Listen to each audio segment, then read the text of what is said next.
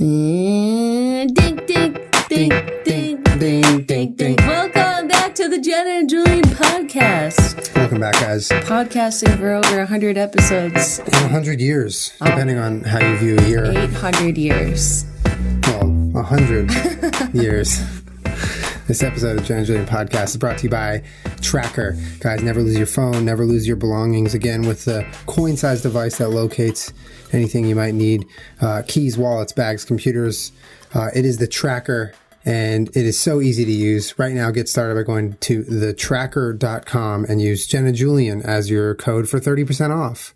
The Tracker, it's a very useful tool, and it is super convenient to, second guard your belongings that you never want to lose. Other sponsor this week is BarkBox. BarkBox is a monthly subscription box for your little barking friend. What is this? Is this a flashlight? Yeah. It's pretty cool.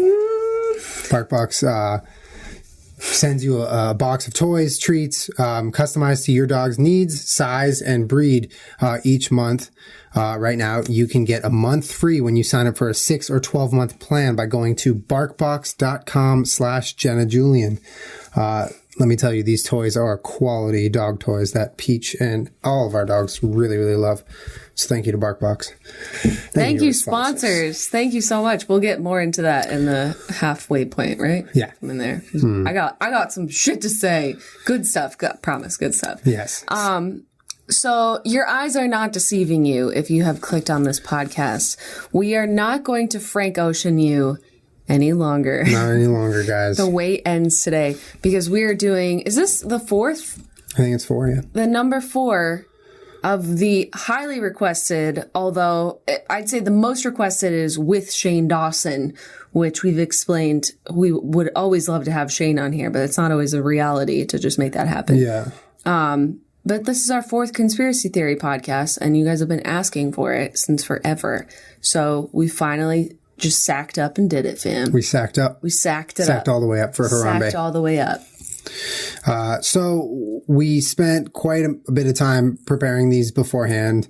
And how many do you have? I have 3. Okay. I have like 3.5 to 4, but one of them is two of them are kind of 1. Right. Yeah. So yeah, we've prepared this podcast by doing some research on conspiracies that we both find interesting, and we wanted to just basically discuss them, right? And talk That's about. why we're sitting here OG style with our laptops. Super OG. This is exactly what we used to do. This is our old setup. Yeah. So we have our notes here in front of us, and I say we just jump right into it. Yeah, I'm excited. I'm excited too. I'm really excited. Let's let our minds wander and see the bounds of the conspiracy verse. Woo!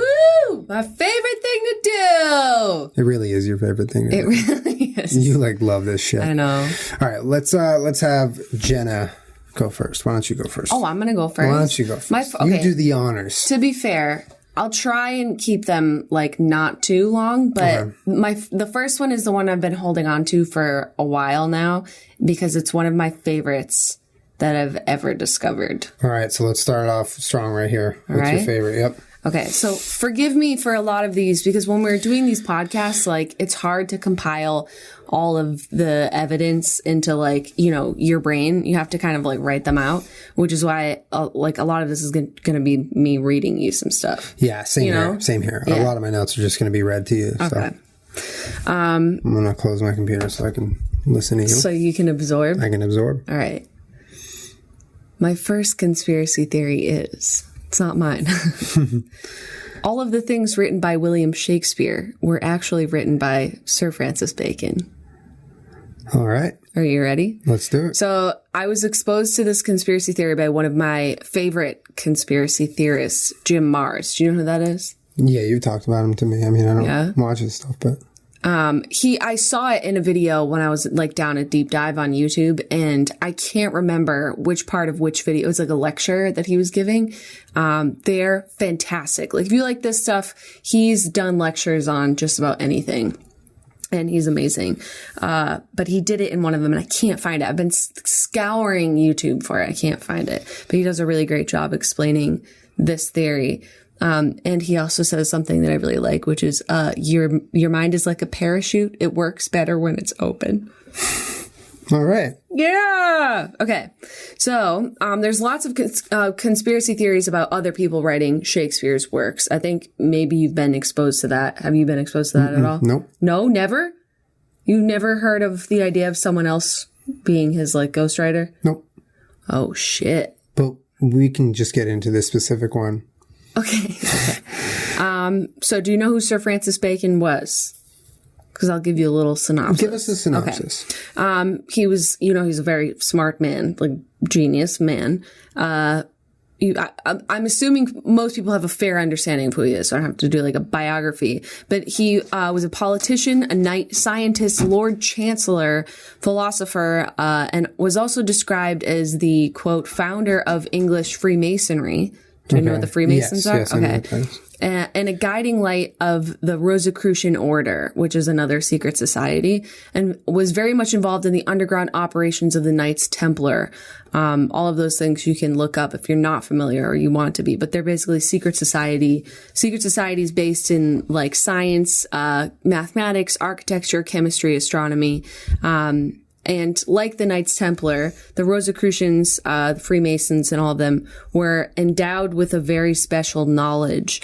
And according to some Masonic writers, the only difference between the Royal Society in England and the Freemasons were that the Royal Society conducted open meetings, whereas the Freemasons they were private. Always met in secret. Okay.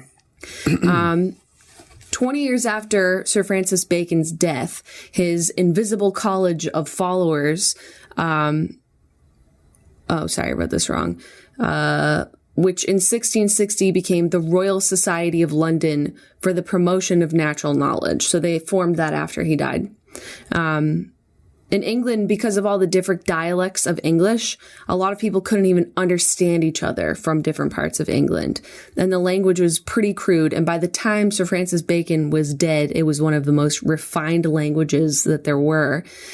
He realized the best way for people to learn was through communication, like arts and literature, that sort of thing, rather than teaching. And in order for England to be a great country, they had to be unified by language and sort of have a unified idea or some sort of, core learning. You understand what I'm trying to say? Yeah. So in order to become what Sir Francis Bacon wanted England to become, he needed to get everybody on the same page. They all needed to have a certain level of education. And are those the dogs? Yeah, I think so. Sorry, I couldn't hear. Let me just put them away real quick. Or you can let them in.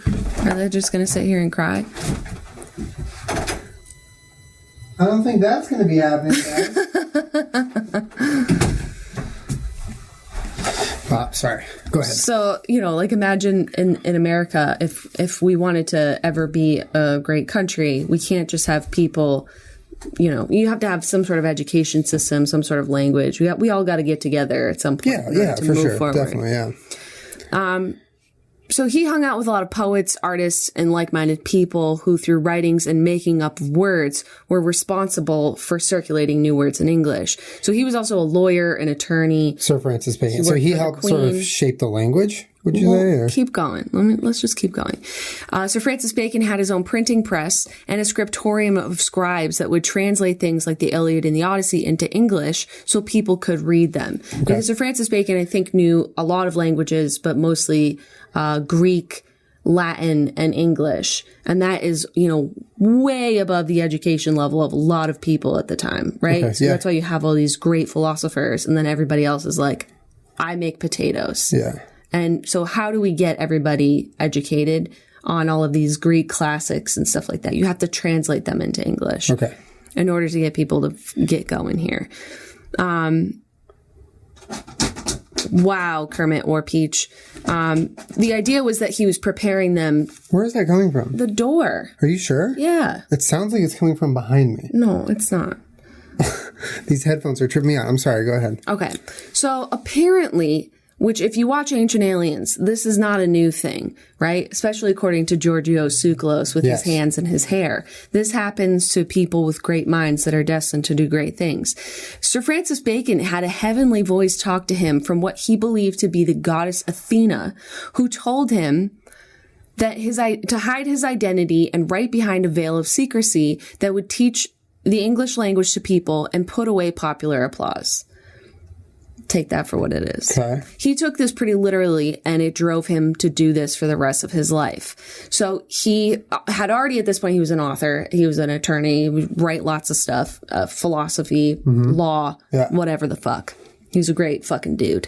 So he needed to get all of this education and English language to the masses, but he wasn't going to do that as Sir Francis Bacon. He took this as, I need to take on a moniker, a fake name, and get this in a way that's entertaining to people, that people like, in order to get people educated. Sort of like propaganda. I mean, in a way, like the way he's delivering it, he wants it to be delivered in a way that people can... I mean, if you know anything about the Freemasons or any other secret societies, yeah. Okay. I mean, some of it is definitely, that's a huge hole that you can fall down about education and Freemasonry symbols and Illuminati symbols and, brainwashing people into believing things they don't even know, whatever, blah, blah, blah. So if you buy into that, he basically has a secret agenda by getting out all of this education and literature and English language to people through entertainment, which was plays and writing, whatever.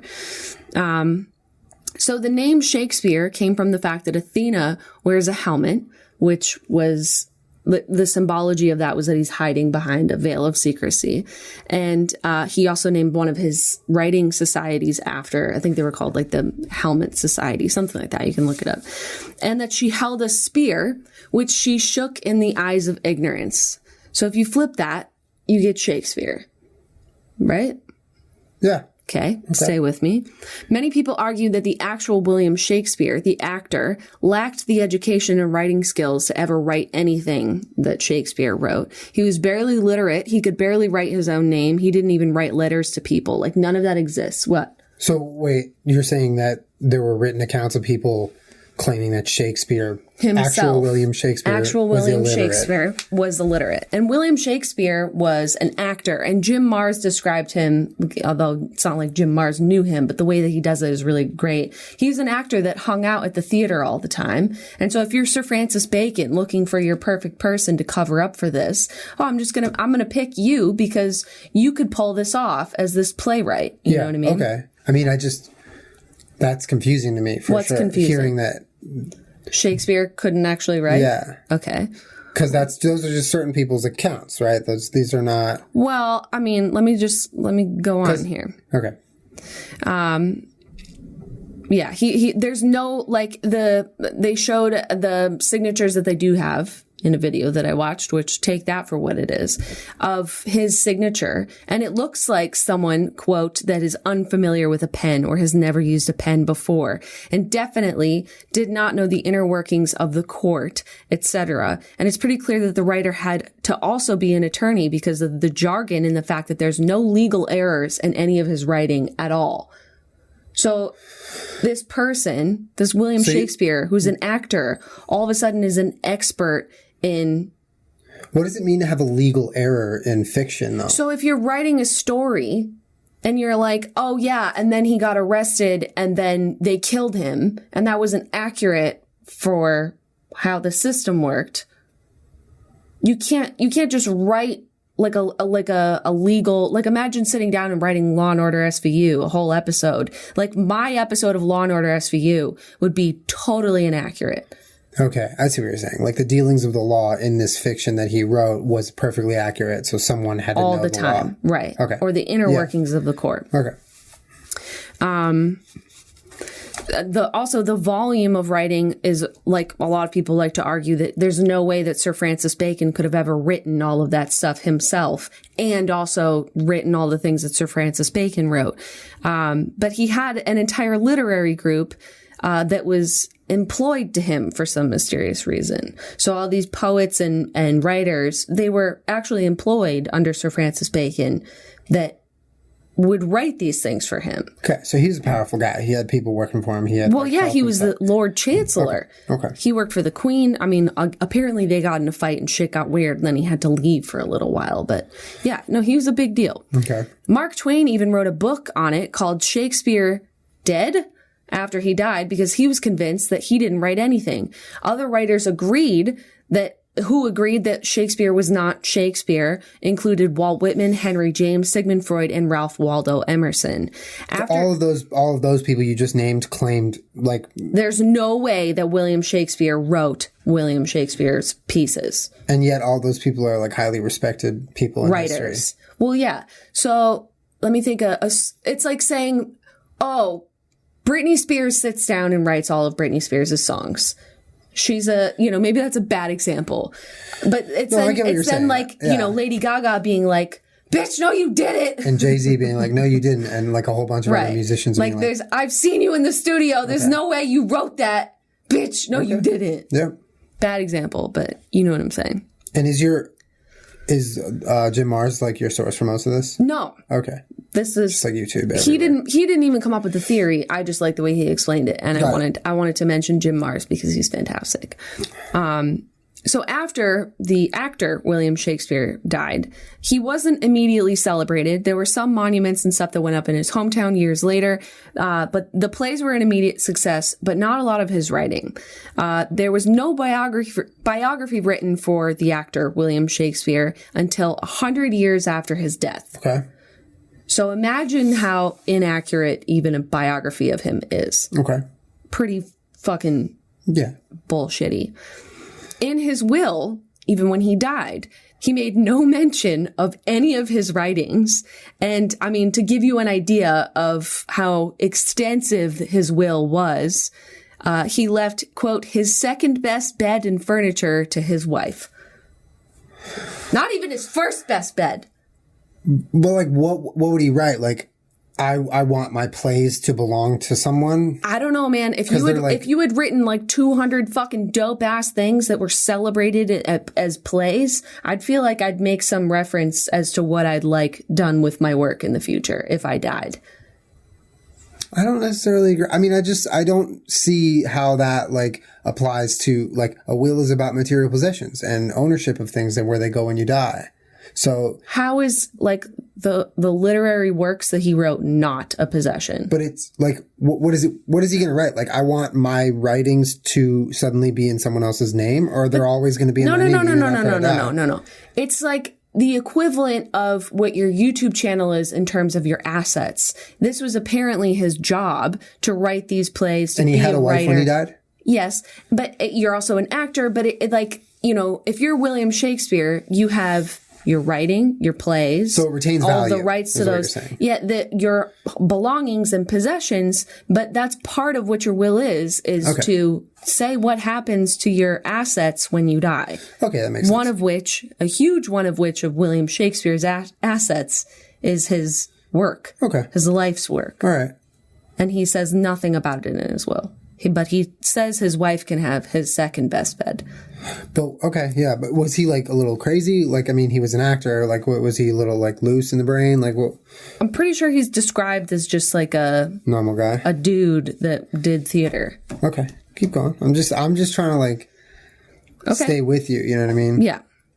7 years after his death, his friends put together a folio of his writing that left clues about what his identity was, including calling him the Phantom Captain Shakespeare, the Rosicrucian's Mask. I mean, just think about that for a second. So you die, and your friends put together this thing of all your work to be distributed to people. Like, hey, you love Julian's YouTube channel. Well, here's all these unreleased YouTube videos. The Phantom Captain Julien, the Rosicrucian Mask. Okay. It's a pretty big hint. The famous Drosha portrait, I'm sure you know what I'm talking about. The picture of him that appears on his folio of 1623 has a mysterious line drawn from his chin to his ear, which, is a little bit of a reach, that it's a symbolism of a mask on his face, which is the only side of his face that's like kind of exposed like that. And beside that, there's like a small paragraph that his friend and fellow poet Ben Jonson wrote in the dedication. He was friends with both Bacon and Shakespeare and wrote, "Reader, look not on his picture, but his book." I mean, it's just this big, and it ends in that. Okay. On the monument in his hometown, It's Shakespeare's, it's like a monument of Shakespeare writing on a piece of paper. And he's like sort of looking off in it's a really derpy statue. And he's like looking off in the distance, writing on a piece of paper. And the piece of paper is blank. Okay. I mean, yeah, that's. I mean, come on. They're laying it on thick here, fam. Bacon uses a cipher or a code in the fraternity of the Rosicrucians in like a ton of his writings. And at the top, there's a Rosicrucian emblem, I think they call it, whatever the fuck. And it has a light A and a dark A. And I listened to someone argue that it's, you know, there's alpha and omega and the truth and blah, blah, blah, whatever. And instead of alpha and omega, it's alpha and alpha, as in like they know the truth and they are the truth and whatever. I don't buy into that. I buy into more that it's Athena and Apollo depicting the light and dark because he is Athena shaking the spear in the eyes of... Okay. Yeah. But it's Rosicrucian like symbolism. Yeah. Are you familiar with like Masonic symbolism or like Illuminati symbolism? Yeah. It's like that. On a basic level, yeah. So in a lot of Sir Francis Bacon's writings, there are Rosicrucian symbolisms in it. Okay. You still with me? Yeah. Okay. And then in one of Shakespeare's works, in Love's Labor Lost, there's an anagram, which in Latin is translated to, these plays, the offspring of F. Bacon, are preserved for the world. I'm pretty sure that's the one that Jim Mars showed live on a... Where is that? In one of his works, In Love's Labor Lost. Okay. He showed himself doing it, and I was like, it's fucking wild. Okay. It's dope as fuck. It had to do with like numbers. It was crazy. I wish I could fucking find it because this would make a lot more sense. But basically in one of his works, there's like, you know, a cipher. So Sir Francis Bacon allegedly worked with the Queen and did all of that shit, but was also in the spy service and became a professional at codes, ciphers, and coding things and getting messages to people in ciphers. So think of like the Da Vinci Code and shit. Did you ever see that? Did you ever read it? Yeah. I didn't read it. I saw it, yeah. Okay. So all of these ciphers of messages and different things. So he's basically doing that all the time for shits and fucking giggles. So if you're writing... So this guy's just a fucking genius. Well, yeah. Okay. So if you're spending all this time writing these fake fucking things under this fake identity, at some point, if you're a master of fucking ciphers, I'd throw in some fucking ciphers, no? Yeah. Okay. So Jim Mars, I believe, showed it like live of him deciphering one of the codes within Shakespeare's works into Latin that then translates to, so this is, these plays, the offspring of F. Bacon, are preserved for the world. Okay. You got that? Yeah? Hmm? Okay. So all of that would be whatever, except for the fact that the writings accomplished what Sir Francis Bacon originally set out to do, which was get the language up, get the education up. Can understand it. Exactly. Yeah. Okay. And it goes down the rabbit hole of Freemasons and biblical references and blah, blah, blah, blah, blah. Bacon's Masonic beliefs were advanced in 2 books, De Sapientia Veritas Veterium, fucking fuck my life, or The Wisdom of the Ancients, and New Atlantis. In the latter, according to the occult researcher Andrei Nataf, Bacon is here describing a utopia which underlies many secret societies, including modern Freemasonry. Masonic writer Manly P. Hall said the reason that New Atlantis was not published until after Bacon's death was that it was revealing the entire pattern of the secret societies which had been working for thousands of years to achieve the ideal commonwealth in the political world. This ideal commonwealth proved to be America, hailed as the land of boundless opportunities and the site of the Masonic Great Plan to build a new Atlantis. So this is where I'm going to end because this leads like a whole big door down the internet, which I was tumbling down earlier. So if you buy into the idea that Sir Francis Bacon was visited by some otherworldly being, whatever, and was told to get all of this information, this education, this language, unify England, and do it under some, fake name identity. Because, I mean, I'm just trying to rationalize this. This could be totally off. But it's the equivalent of someone working for the government being like, here's all of these beautiful works of art. Please read them. We'd be like, fuck off. You have to put them, you have to like disguise them in a way that's going to interest people. I get that. Yeah. So then people are reading this thinking that it's this brilliant playwright. How romantic, how amazing. Meanwhile, and for taking them getting this information. Yeah. Meanwhile, there's just fucking daggers of science and law and just deep philosophical ideas in there that, and hundreds of thousands of new fucking made up words that will get everybody on the same page in terms of what our fucking language is. Meanwhile, Bacon is 2 layers removed from it. He's removed from it in the sense that it's not just prose and it's not just writing. It's a play, and also that it's under a different name. Yeah. So buy into the idea for a second, if you would play along, that was his goal, is to get this out there and to get everybody elevated in terms of education and understanding and on the same page. Okay. He accomplishes that with the goal in mind that the Freemasons and the Rosicrucians, their goal is to then colonize the United States, with England being the forefront of that. So there's a literal rabbit hole of what you can go down in terms of the history of the Freemasons coming over and trying to colonize the United States. But in order to do that, he needed to get England on the same page. Okay. And to colonize America for the Freemasons. I mean, we have a lot of Freemason symbology.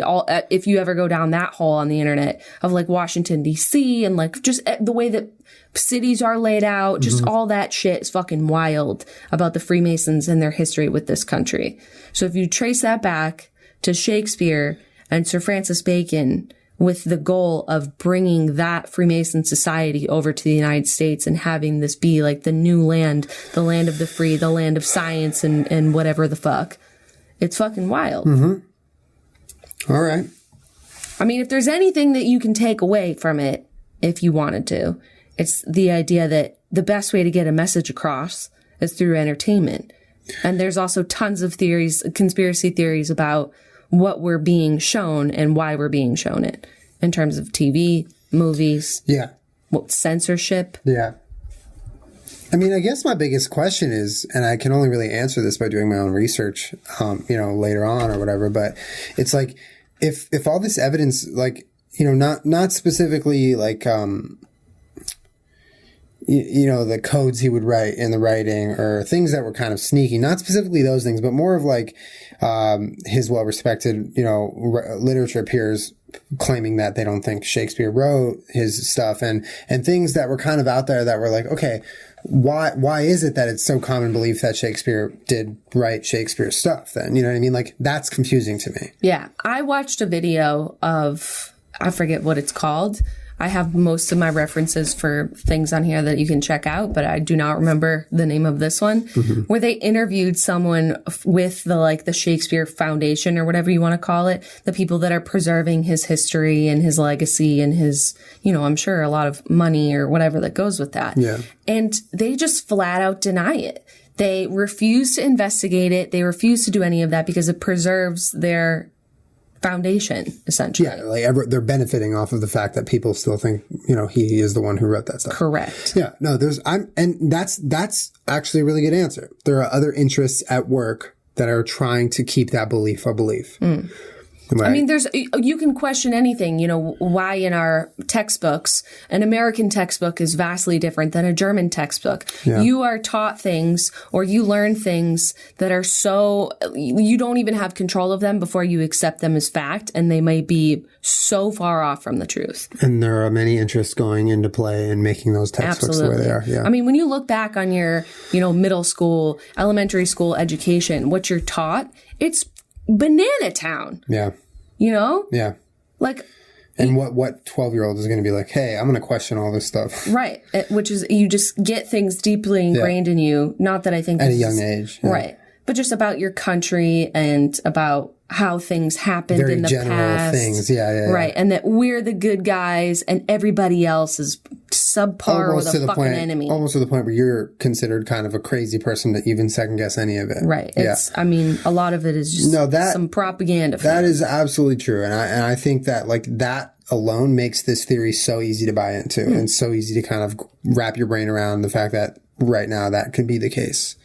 It could also be a testament to the fact that Sir Francis Bacon has pulled this off so well that there's still just a conspiracy. The majority of people today believe they know who William Shakespeare was. Yeah. And what he did. However many years ago. That's true. Like, I mean, that's a pretty good job. Well, if this theory happened, right? If this is all fact, this is the ideal scenario for Francis Bacon. This is exactly what he wanted. Hundreds and hundreds and hundreds and hundreds of years later, people are still we're still over here like, ooh, Shakespeare, ooh. Yeah. Wow. Still. I mean, it's very interesting. And all the research you did painted a nice picture of why that's pretty dope, right? Pretty dope theory.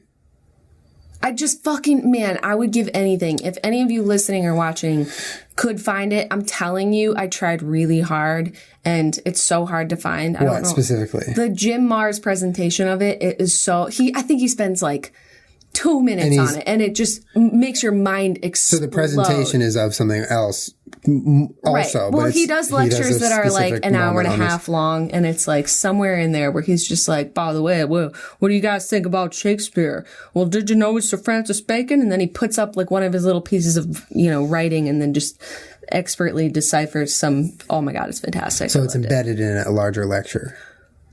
Yes, that's why I couldn't find it. Got it. Well, someone's going to tweet it. But I watched it forever. Please don't waste your hours, please. Someone's already been doing it. Please, like ever since you started this theory, people have been looking for it right now. Please don't waste your time. Very interesting. I gotta say, I appreciate your in-depth research into these theories because it does help kind of, like I said, wrap your brain around it. All right, what do you got? Well, I will say that I didn't compile pages and pages of research for all of mine. I do have one interesting one, which was the first one I compiled for this fourth episode of the Conspiracy Theory Podcast. And it's about the Titanic. Oh, shit. Okay. Have you heard about any conspiracies regarding the Titanic? I mean, maybe, but nothing's sticking out of my mind as something that blew my mind. It's pretty interesting. It's called the Olympic-Titanic theory.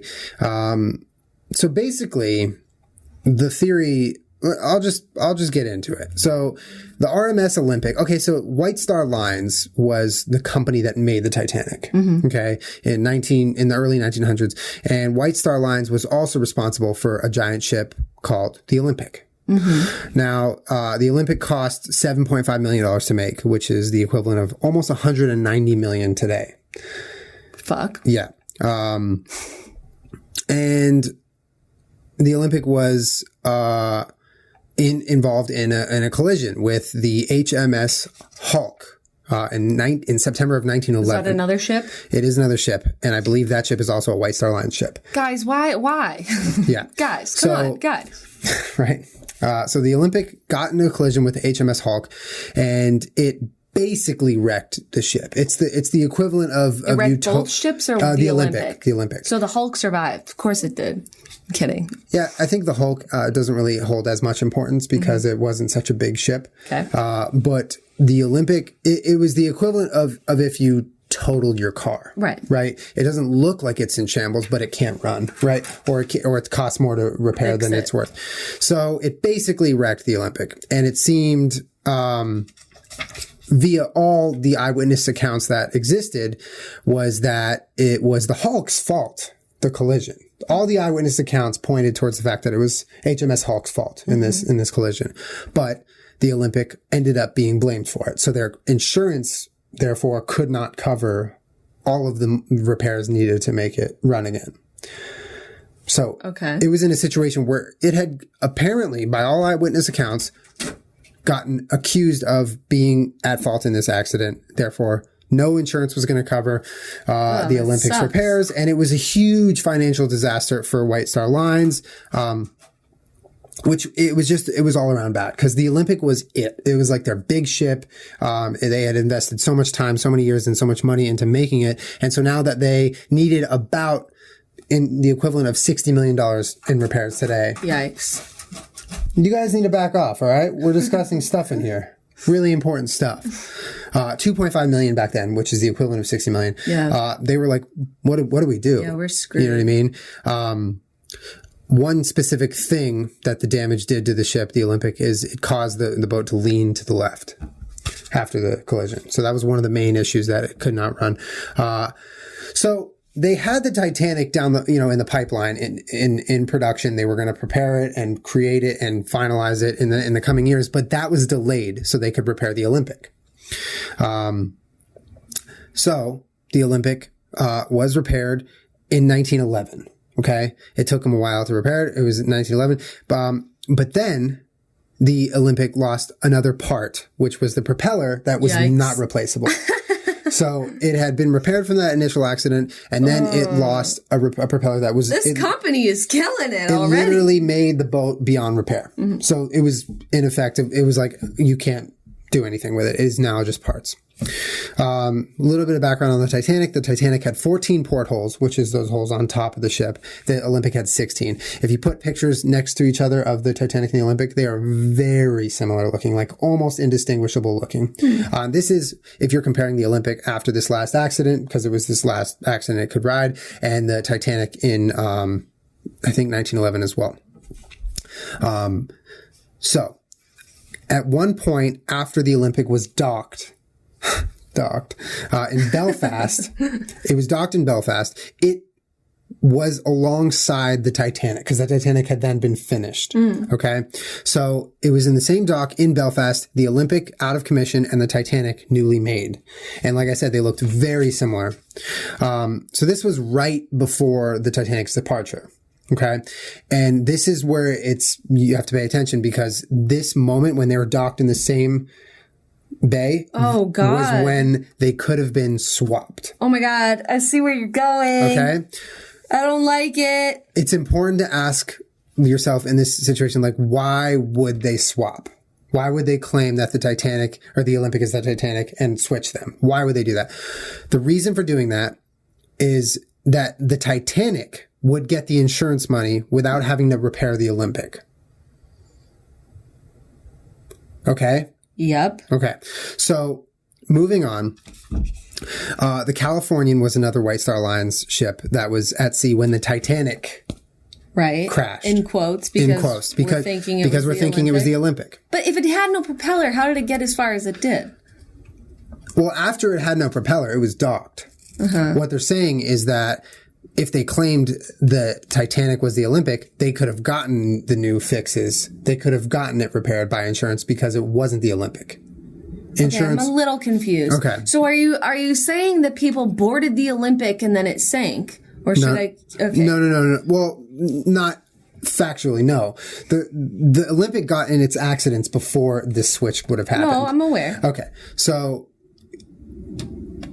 yeah, so they basically the theory is they claimed that the Olympic was the Titanic, so that the newly Olympic or the Titanic would have gotten money to be repaired. So the theory does say that the Olympic ship sank, not the Titanic. Right.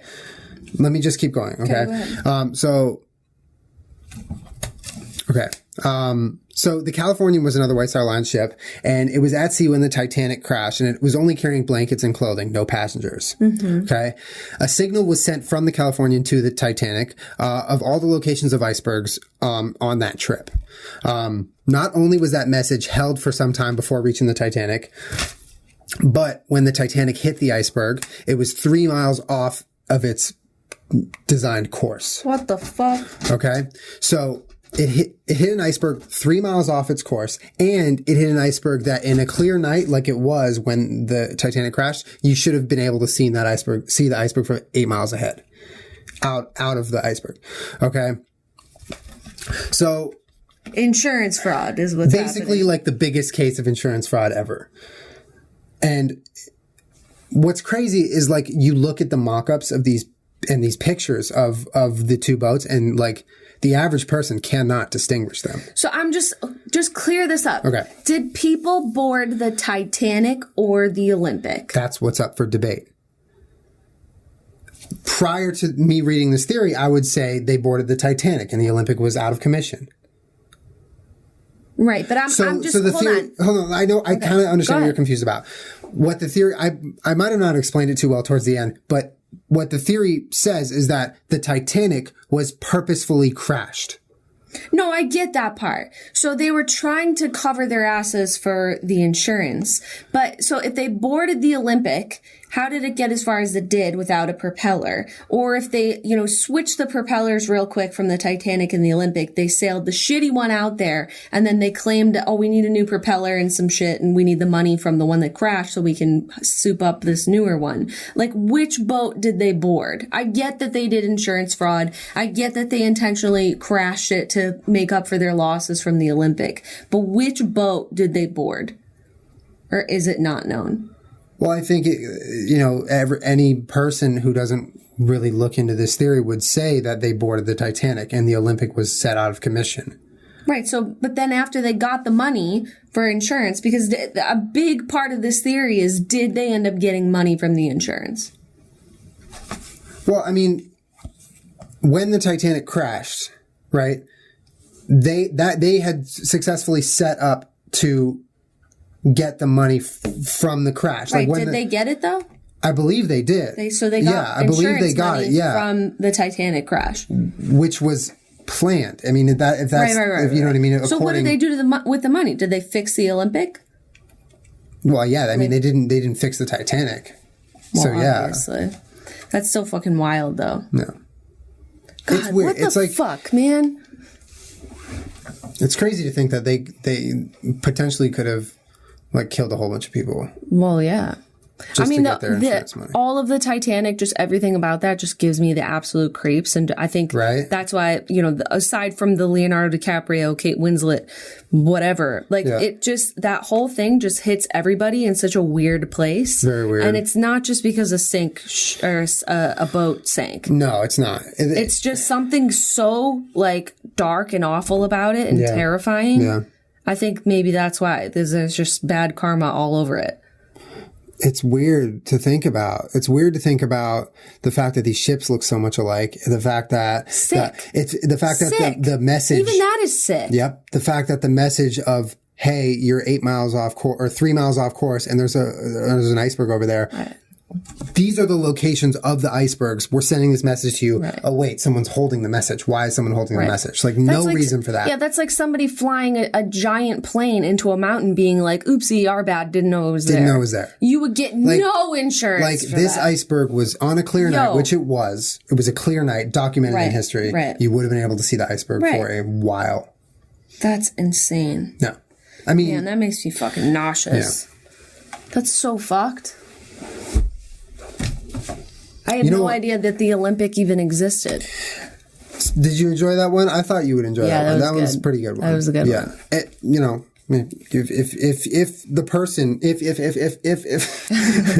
If the person who was responsible, or the company who was responsible for these boats, wanted to make sure that none of this shit would have happened, they just throw a tracker on each boat and then... Oh my God. And they have their smartphones in 1911 tracking each boat. Which brings me to the sponsors this week, which is Tracker. Guys, Tracker is a super, super awesome little device. It's a coin-sized device. This is what it looks like, right? And you can see we have our little faces on them. You can get whatever picture. Yeah. So it's so easy to pair to your smartphone. You just download the Tracker app, you press the button on the Tracker, and the battery inside the Tracker lasts for 1 whole year, and then you replace the battery. But what it does is it narrows down the exact location of whatever device the Tracker is attached to. So if you lose your keys a lot, use your phone a lot. If you lose your backpack a lot, whatever belongings you have. When we were traveling, you glued one to your booster board. I glued one to my booster board. I put one in my camera bag and one in my backpack. Every single bag we own, we had a different Tracker in, and you can mark which bag the Tracker is on your app, which is great. And I'm going to put one on my bike. Yeah. And I have one on my drone, and they're so tiny. That's the greatest part. And it comes with a little sticky thing or a keychain, however you want to attach it. And you'll honestly never lose anything again with Tracker. That's the bottom line. My battery lasts a year. A year. And once a year is over, you literally just switch out the battery and then you're good for another year. Very, very cool. Very intuitive app. Guys, get going on, getting yourself the Tracker so you don't lose your stuff anymore by going to thetracker.com. That's THE Tracker, spelled normally, .com, and use promo code Jenna Julien for 30% off your order right now. we got a bunch, and so now we're putting them on fucking everything, which is really, really cool. So get yourself started on the tracker. Also, for all you dog owners, get yourself some BarkBox. For humans, BarkBox is a delivery of 4 to 6 natural treats and super fun toys curated around a surprise theme each month. For dogs, BarkBox is like the joy of a million belly scratches. You basically choose your dog size. You select which size dog you have. You choose a plan. 1, 6, or 12-month plans are available. And you can cancel anytime with free shipping. And you get BarkBox. They're shipped on the 15th of each month, and you get excited. They pick these really awesome natural treats, these really cool innovative toys. Like this is like a flashlight. Peach has her little s'mores toy, which she's like, and the toilet paper. Down. She doesn't like regular toys anymore. Yeah. Like this one is kind of, it's hard. Hear this. Yeah. So like when she's trying to like get it, that's why the s'mores one she's had for like a month now. Yeah. And you can't ruin them. No, you can't. They're so well made. Oh yeah, you can't. Squeaky. Yeah. But I didn't think she was gonna love that s'more as much as she does. Well, because I think it's finally she falls asleep with in her mouth. It's finally something she can't just conquer. Yeah. Like we brought her home a little Buckingham Palace guard, and she ripped it up and like you know whatever. You're naughty. Really high quality stuff, and each month is a themed box. So it's Country Fair, Bark Ball, Pooh York City, Brooklyn Hipster. Pooh York City. Yeah, guys, get started with BarkBox right now. If you get a 6 or 12-month plan, you can get 1 month free right now by going to barkbox.com/Jenna Julien. Check it out, guys. It's really, really great, and I'm sure your dog will thank you for it. Thank you to our sponsors this week. So awesome. All right, so do you have another one you want to? Yeah. I mean, this one isn't as long as the first one. But I was thinking that was probably the case. Yeah. My next two are not as long, so I promise it won't be nearly as boring. No, I think this is a good podcast to be a long one. Okay. Yeah. My next one is, you were actually yelling at me to go to sleep one night while I was watching this on YouTube because I was down an absolute rabbit hole. And okay, let me just get into it. This whole theory, I believe, is proposed by a YouTube user named 1967 Sander. Okay. And the video is called The Biggest Secret of Mankind, The Clementine Conspiracy. And it's like an hour and a half long. And I watched the entire thing. Holy shit. And I did not think I was going to because it's not really a video. He's not in it. It's sort of just slides and visuals and pictures and him talking over it. And I'm like, what the fuck is this? But like, this is so boring. And then about, 5 minutes in, I'm like, holy shit. Yeah. I'm ready. Sign me up. So it's like, forgive me that this is not going to be the most detailed version of this, but if you are interested in any of this, you really should watch the whole video because there's no way that I could do it justice with how much like information he gives you. Yeah. Anyways, so the Clementine was a joint space project between the Ballistic Missile Defense Organization, previously the Strategic Defense Initiative Organization. So basically the military's missile program and NASA. Yeah. It launched on January 25th, 1994, and the objective of the mission was to test sensors and spacecraft components under extended exposure to the space environment and to make scientific observations of the moon and the near-Earth asteroid 1620 Geographos. Hell yeah. The Geographos observations. Hell yeah. The Geographos observations were not made due to a malfunction in the spacecraft. It was supposed to be an 11-year orbit around the sun. But when people looked at the data, they were like, excuse you. Boy. It was in a high eccentric orbit around the Earth or with the Earth.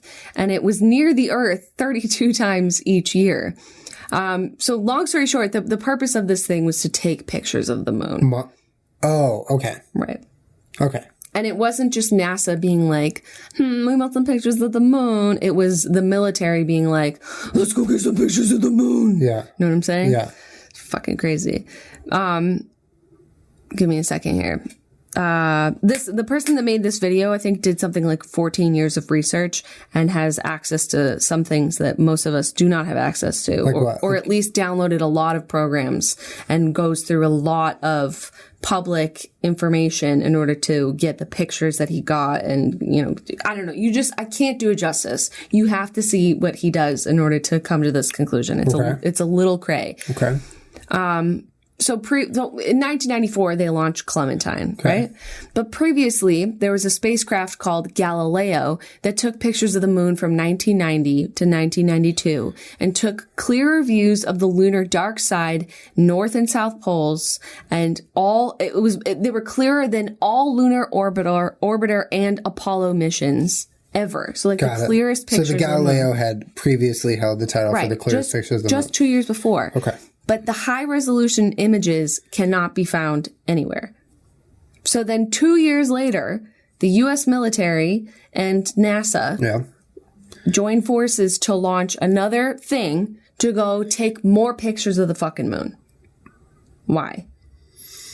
Was there ever a outcry or a confusion among people as to why the Galileo photos were gone? Well, yeah, always. It's have you ever tried to argue with NASA about why you can't have things? They don't give a fuck. Okay. So the military launched another one to take more pictures of them. Okay. Right. But it's not like NASA. I feel like the general consensus of people is like, oh, NASA's doing stuff. Okay. Even though we all know that the government has a fair hand in what NASA is doing. Okay. Right. But when it's like the ballistic missile fucking people and NASA going to the moon, people are like, what the fuck? Yeah. What are you guys doing up there? Yeah. And why can't we see the pictures of the moon? Mm-hmm. Why can't we see the ones that Galileo took? And why can we only see a handful that Clementine took? Is there something that you don't want us to see? Yeah. NASA? Yeah. You expose him! Expose him. Expose him! Okay. So all this research stemmed, this person that did this video's curiosity as to why 2 years later the military would send another spacecraft to take pictures of the moon again. Why aren't they available? Is there something we're not supposed to see? Okay. So there's this thing called transient lunar phenomenon, or TLP, which is a sudden short coloring of the moon's surface that can be reddish, violet, pink, purple, reports of blue and yellow, and they can also be starlight looking or flashes or streaks, and they've been observed for 1,000 years and multiple witnesses. Scientists say the explanation that they offer is that they're impacts of asteroids or other stuff, but it's definitely not like volcanoes. You know, if anything, it's just some gas things happening with reactions of things crashing into the moon is the explanation. But without fail, people report TLP like throughout history. It's not like some new fucking thing. It's like saying like, oh, it's the first time anyone's ever claimed to see a UFO. Okay. You know? Yeah. Anyways, so all the pictures that we get from the moon are grayscale. You know that, right? Why? Oh, because of what you just said. Yeah. Like the colors. Sorry, go ahead. TLP is a phenomenon of people seeing colors on the moon, flashing colors on the moon. And yet all the pictures that we ever get of the moon are in grayscale. Even still now, like there's no color in moon pictures. NASA, you're telling me you can build a spaceship to go take pictures of the moon and you can't take them in color? Wait, so you're telling me every picture I've seen of the moon is black and white? Yes. There's no color in any of those pictures? Yes. I think. That's what he said. Okay, that's a little part of the fun of conspiracy theories is that you kind of have to take the conspiracy theorist word for what they're saying. And you jump into Take the leap. So the majority of the high-res pictures that he's claiming, he makes a very compelling argument if you watch all hour and a half of this slideshow. Okay, yeah. That all of the pictures that we get from cross-culturally, like across the world, are in grayscale. And why the fuck don't we get to see the true color of the surface of the moon or the things that are on the moon? Okay. Because that would be fuck show, right? Mm-hmm. Very fuck show. Fuck show. Mm-hmm. Mm-hmm. So the original logo of Clementine, you know when they do these missions, they have like little patches or they have like an official looking logo of the mission. So the original one that was released had some symbology that he goes into like really far into. And then all of a sudden the ballistic missile people changed the logo. So this guy was like, am I the only one that's put these two fucking things next to side by side? Yeah. In the first one, and I'm skipping over a lot because as I was taking these notes, I've already watched the video, but to take these notes is incredibly difficult because it's like an hour of just like nonstop information. Yeah. In the first one, there's a fucking dragon on the surface of the moon or something shaped like a dragon. And in the second one, it's gone. He makes some really compelling arguments as to this giant, like bigger than Manhattan, like taller than anything you've ever seen in your life, a dragon in a picture of on the surface of the moon. And this was from Clementine. So if you look at the pictures of Clementine, which is why he holds on to Clementine so desperately, those are the clearest images of the moon where you can clearly see that there's something on the surface of the moon in a certain place. And then in later pictures of the moon, it's gone. They're not there. And this is not news because if you follow any of the Google images, the Google Earth, the, Google fucking moon, whatever the fuck, there's black boxes on pictures of the sun. They've blocked out certain areas of certain things. They blur things out. He basically proves that NASA and the ballistic missile, whatever, like altered the pictures that Clementine took and that other spacecrafts have taken because it's not there. And he spends the majority of the video enhancing these pictures and showing them from all angles and explaining to you why like NASA is hiding a gigantic mass of something shaped like a dragon on the moon. Well, fuck, man. So when you say shaped like a dragon, like if you're looking at the moon like flat, like you're not looking at the profile. No, it's like so you see it on the profile of the moon. No, you see because we're taking pictures of the moon from the sky. Flat. Okay. Sort of. Okay. Yeah. So, but it's in the shape of a fucking dragon. So it's the Clementine conspiracy, aka Project Golden Dragon. Because this is what was important when he starts talking about the TLPs, is that if they gave you color pictures of the moon, maybe you're going to see some shit in color that they don't want you to fucking see. Okay. Maybe it would have provided like more info as to what the fuck it was. Okay. Or maybe it's more difficult now for us to Photoshop out all of these colored gases when we could just show you this black and white picture. I mean, he proposes a couple of theories of whether or not it's like organic matter, whether or not this is a living like dragon type thing, or if it's some sort of, biological, how you ever read some science fiction where it's like the ship or whatever people are using or are in is actually alive.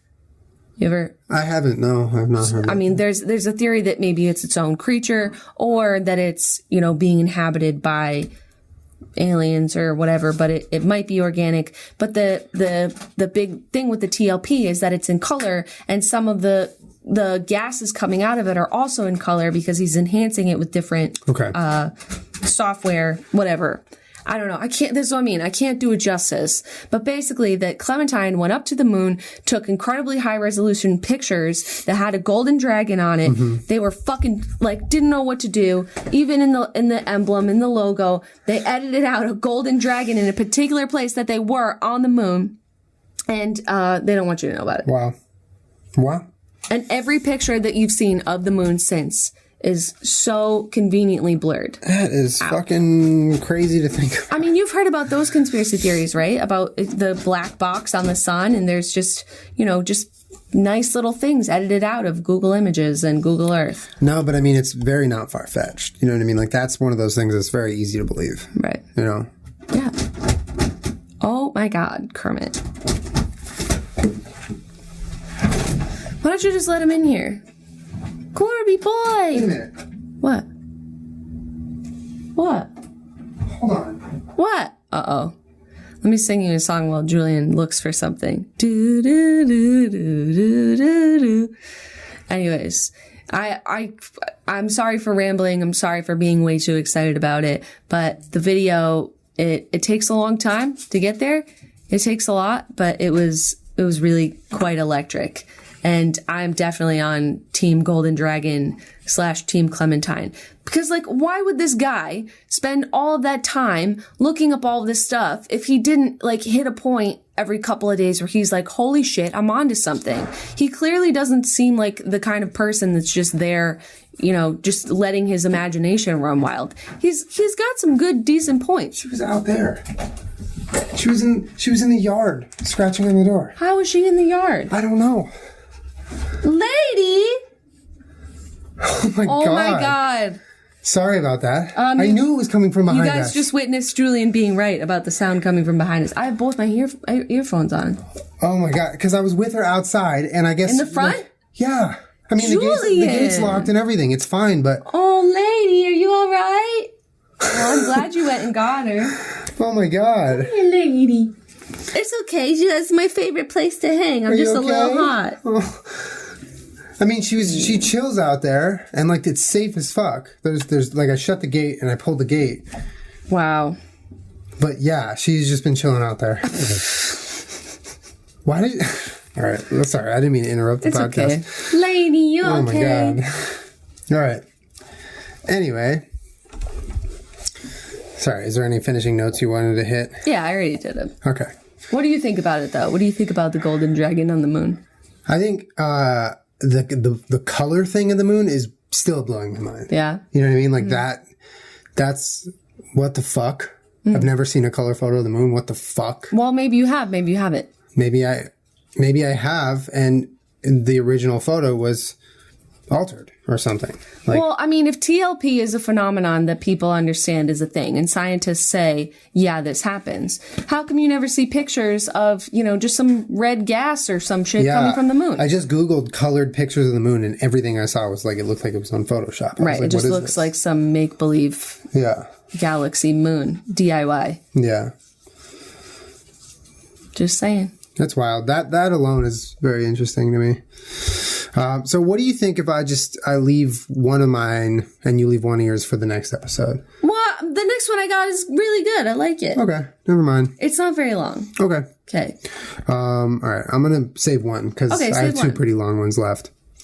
Okay. So this is basically the story of an activist, and the thing he was an activist about was the corruption of police, predicting his own death. What the fuck? This guy's name was John Lang of Fresno. And he was an activist that he spent a lot of his time exposing the wrongdoings and the corruption of the Fresno PD. Expose him! And the reason he did this is because he feels like, there were moments where he was really kind of done wrong by the police department, the Fresno PD. Kermit, what are you doing back there? He's going behind the green screen, babe. Carry on. Kermit go Kermit. In 2009, Lang was unfairly ticketed while driving. So he voiced his opinion on how because he found out the reason he got ticketed was this plate scanning system that the police had implemented, which was a total scam. Whoa. Basically what they would do is, they would scan license plates at retail store lots in lower income areas in Fresno. And then, shut up. Yeah. And then they would basically follow them and pull them over oh my God. for a random search, knowing that they had a higher cause or a higher probability of finding something that they had done wrong, or that they actually know that they have done something wrong because they have been monitoring them ever since scanning them. Oh my God. Yeah. So shit like that. So it happened to him. He got ticketed. He voiced his opinion. He went to the Fresno Bee, which I believe is a publication, and said what happened and how he felt it was unfair. Apparently, according to Lang, Jody Murray at the Fresno Bee was feeding her info that he gave him to a Sheriff Mole. The sheriff was named Jared McCormick. Lang, after this whole thing had happened, was starting to notice that he was being tailed by undercover police. Like where he went when he was home. He had a security camera out front. I believe he put it out there because of this. But he started to notice really creepy shit like tailing, surveillance, things like that. He discovered a 20-minute gap in his security footage. It just skips 20 minutes. Oh, hell no. Which he thinks was from a remote hack. And he also picked up with the security camera videos of these guys in a van with a gimbal. Videotaping his house, like just in plain daylight. The door's open. They're not even hiding. They're just openly surveilling him. So it was things like this that started to get him really freaked out. He knew that the police, or in his mind, he knew the police department was motivated by profit. This happened, I think, in January, by the way. This is really recent. Of this year? Yeah, January 2016. No. Yeah, so he also found out about this IP monitoring system that the police had implemented to harass people in chat or blogs that were critical of local politics or police doings, which he was. He was in these blogs. He was on chat rooms, voicing his disdain for all the things that was going on, especially related to him. And he realized that they had monitored IPs. They had learned how to go against the system, go against the law, and monitor IP addresses to find the people who were basically talking bad about the government in Fresno. So the police, he started posting on Facebook things like, in January 14th, 2016, he started to predict things like the police are going to kill him. He's like, I think the police are going to come to kill me. Here, you can see some of these Facebook posts. They're really creepy. Kermit, why are you crying, bud? Anyone want to crash at my pad tonight? Must be a legal gun owner. I think the bad guys may come and get me tonight. If I turn up dead or missing tomorrow, remember this van. He links to the video security camera god. He writes to the Action News, Corin, you want some news? Corrupt Fresno cops are going to try and kill me this weekend, possibly tonight. This is no joke. Please follow up. Nothing really happened. No one followed up. Everyone was like, oh, I'm sorry. Be safe. But no one really followed up. Nothing happened. And then he died. He was found dead in his house with 2 stab wounds and the house set on fire. So, yeah. So the theory is they had set the house on fire to eliminate any sort of evidence he had collected. Right. That said anything bad. And it was ruled a suicide. Yeah, let me stab myself twice and then light this whole mother on fire. Wow. Are you fucking kidding me? Yeah. So, and the frustrating part about this theory is I did a lot of research and I found good articles, really good coverage of what happened. And it was a lot of comments written and it gave you a good idea of what happened. But then there's just no follow-up with the government, with anyone. Right. No one gave a fuck after this guy died. Everyone was like, it's very possible that the guy was mentally handicapped and he was delusional and this, whatever. And he, claimed all this was happening when it wasn't happening. Of course, that's a possibility, but it's also a kind of a creepily high possibility that he was being telling the truth, mistreated by the police and kind of targeted because he knew too much. Wow. Yeah, January. That's fucking fishy as fuck. So, and there's this whole open letter he wrote to the Department of Justice and the FBI, really long, he goes on and on, basically detailing every single thing, every single step, every single surveillance moment he's caught them red-handed in. And the fact that no one listened to him, even the Fresno Bee, they were literally just helping the police by feeding them info. Unbelievable. God, that is so fucked up. Yeah. Wow. Yeah. That's sad. Oh, that makes me feel so wrong. Yeah. Well, you want some more? Yeah, let's do one more. Fuck, that's fucking heavy. Pretty crazy. Peach, you still hot? Yeah, well played it by yourself, huh? Ugh. All right. Yeah. This won't be very long. All right, let's do it. This is, I would call this not really a conspiracy theory. It's just it's a thing. Okay. I found this on a YouTube channel called C. Irvana. C, like the letter. Okay. If you want to watch the original version. But there was a patent filed by Google in May 2014 for a needle-free watch that draws blood out of the human body. Oh my God, no, that's your nightmare. So for those of you, this immediately caught my attention because when I got my Apple Watch and you go into the health or whatever in there. Yeah. Peachy, all right? Remember when you go into the specific stuff in the health option of your Apple Watch and it has all of these things. Blood type. Yeah. That you're like, well, what the fuck is this? This watch doesn't do that. It's just a watch. I think it's called a health kit. Right? Yeah, health kit. And, it's been speculated that they're going to do updates or change some certain things about it. But the framework is there to be able to monitor a lot of things about your health currently unavailable. Okay. So in May 2014, There was a patent filed for Google filed it for a watch. Google filed the patent. Google filed it. Okay. That can draw blood out of the human body. And it can monitor everything like your cells, proteins, blood sugars, whatever, and would be marketed as like a health device. Yeah. That you'd think would be super great if you're a diabetic and you don't have to use something that has a needle in it or poke your finger or whatever, and you need to monitor your blood sugar. Yeah. Or, there's plenty of things in there that I'm sure would be really great to monitor, right? Yeah. And have a nice little compiled data. If you knew about it. What do you mean? Like if you knew that was the watch that was doing it, I'm just saying like, if you signed up for that watch to be able to draw your blood, yeah, it's great. But if you don't know that it's drawing your blood, then it's not so great. You know what I'm saying? Like I'm just... Okay. Yeah, I see where you're going. You get what I'm saying? Okay. Yeah. Okay. Like no one really reported about it either. That Google they were calling it. Patents are filed all the time. So right. Yeah. But still, Gizmodo was the only one that wrote an article on it. And they called it the vampire watch. Okay. Google filed a patent for a fucking vampire watch and one fucking outlet is on it. Okay. It's kind of terrifying. Anyways. So tech companies have already violated our privacy. That's pretty well documented, right? Facebook, Google, all of them. Right now. There's also conspiracy theories about Snapchat, YouTube, about Pokemon Go.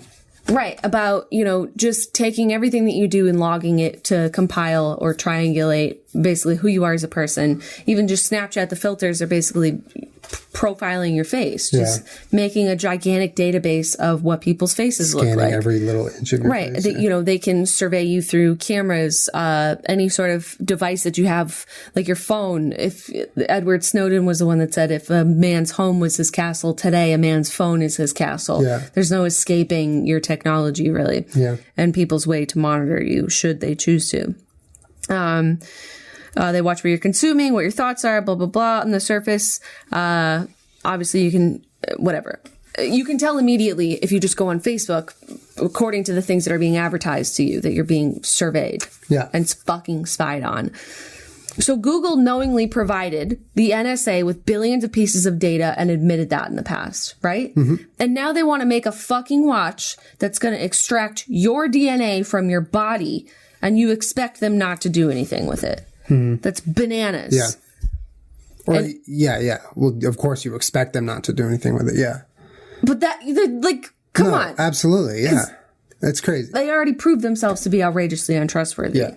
As we use this platform. Yeah. That is, in theory, a Google platform on YouTube. So when you wear this watch, the data will be uploaded and stored, of course. And that's going to be, quote, private. Just all of this stuff about your DNA in your body, totally not going to any sort of informational database. Supercomputer.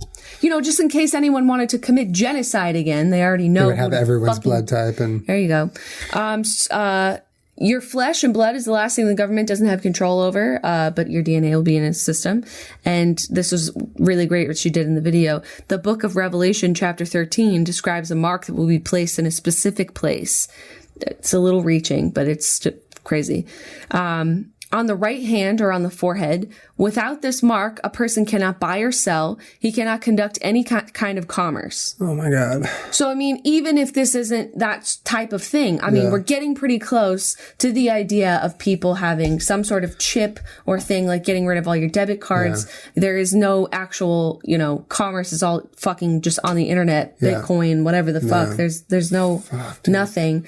All of your identity, you don't need a passport, you don't need an ID. It's all in a chip. Yeah. Right? In you, part of you. It's scary to think about. Terrifying. Now, not only is that chip have everything about you as a person on it, but it actually has your DNA as a strain of data inside of it that can be uploaded Physically. into a database. You're fucking terrifying. Literally in the internet. Yeah, that's like a step less terrifying than getting a chip injected into your body without knowing it. Well, yeah. Because that's literally, it has access to your blood. Yeah, your DNA. Terrifying. Incredible scientifically. Like, you can get your blood without a needle, but terrifying. Right. So here's the last crazy nugget. Yeah. So Google, in the patent, described the process of how your blood is extracted without a needle. They called it, an aperture is created in the skin. Blood is sucked out and drawn into a negative pressure. An aperture, like an opening. Yeah. Into a negative pressure barrel. According to Google, the watch operates like a particle accelerator. Oh my God, like a linear accelerator? Have you ever heard of CERN? My grandpa works at SLAC, Stanford Linear Accelerator Center.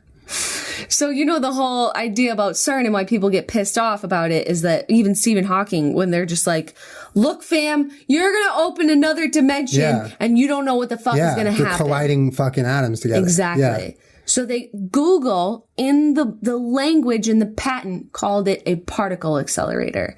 So if you would play along for a second, if CERN opens a portal to some sort of demonic second coming of, whatever, not Christ, the Antichrist, it's Satan, demon 666, the Demogorg, and you're wearing a tiny device that is a tiny particle accelerator on your wrist. No. Aren't you connected to the dimension? Like, what if CERN opens another dimension and some demon comes out, actual Satan comes out and is like, what's up, everybody? And then everyone wearing a Google Watch that has a particle accelerator on it is now just a zombie. It's like an inside. Everyone suddenly becomes the drone. Right, because they can tap into your particle accelerator. So now you're part of it. Or they understand how to accelerate the little molecules inside your wrist to blow it up. And then everyone blows up at once. Who's wearing it? I mean, if you wanted to go down that road of what a tiny particle accelerator on your wrist might mean, the possibilities are endless. Fuck all of that. That is scary as shit. That's scary as absolute shit because we wear Apple Watches and we fucking use Snapchat and that shit is like so around the corner. Right.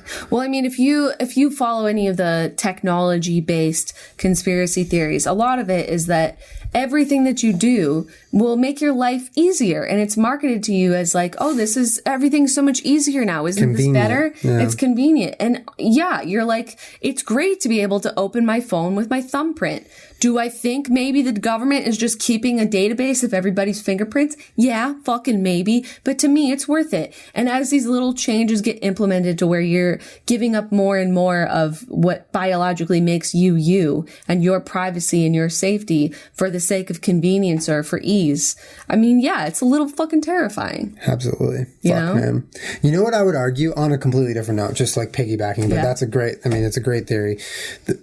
I would argue that the government or the NSA or people behind the NSA who want to like seriously advance this technology and get it into the hands of humans without them knowing as soon as possible and as fast as possible, they probably are actively slowing the technology advancements in places like the DMV, the airport, things where like places where people go, no, I'm serious. Like, I know that sounds like a joke, but like places where people have to go, every human being in the country has to go at some point, the airport, DMV, wherever, you're exposed to this like really like outdated system. Like, oh my God, the government has no technology. Like, what are they even doing?